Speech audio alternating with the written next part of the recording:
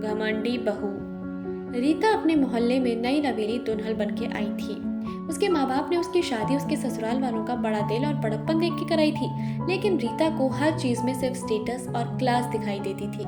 रीता ने शादी के दूसरे दिन से ही अपने ससुराल वालों के साथ बुरा बर्ताव करना शुरू कर दिया था।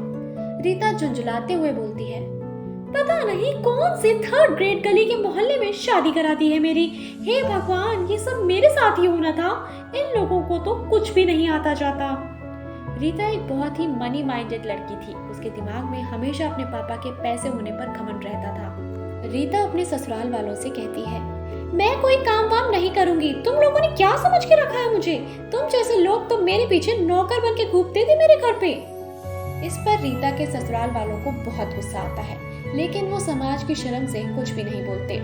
कुछ सालों बाद रीता को एक बेटा होता है, लेकिन अपने घमंड में चूर रीता उसे हमेशा उल्टी पलटी पढ़ाती रहती है और उसे भी कभी भी अपने दादा दादी के साथ घुलने मिलने नहीं देती।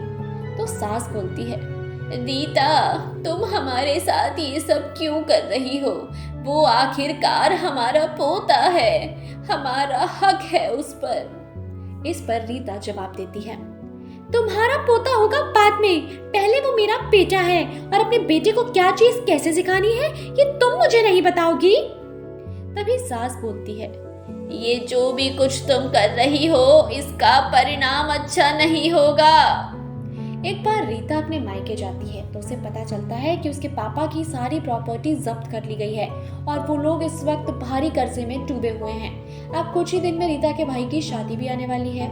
जैसे तैसे करके रीता के भाई की शादी तो हो जाती है, लेकिन जिससे रीता के भाई की शादी हुई थी वो खुद एक बहुत बड़े घराने की लड़की थी। मायके का पैसा खत्म होने के कारण मानो जैसे रीता का सारा स्टेटस और पैसा हवा में उड़ गया हो। अब रीता की भाभी उसकी माँ और उसके पिता को पैसे के घमंड में सारी वही बातें सुनाया करती थी जो कभी रीता अपने घर वालों से कहती थी। अपने भाभी के इस व्यवहार को देखकर अब रीता को अपनी गलती का एहसास हो रहा था। रीता अपने ससुराल जाकर सभी से माफी मांगने लगती है। तभी उसकी सास कहती है, कोई बात नहीं बेटा, ये सब चीजें समय का खेल होती हैं। पैसा तो आता जाता रहता है, लेकिन इंसान के मन में हमेशा अपनों से बड़ों के लिए आदर और सम्मान होना चाहिए। बिना उसके ये दुनिया खोखली है। अब उसके बाद रीता अपने परिवार में अच्छे से रहने लगी थी, पैसों का गुणगान छोड़कर, जैसे मानो उसे कोई असली खुशी मिल गई हो।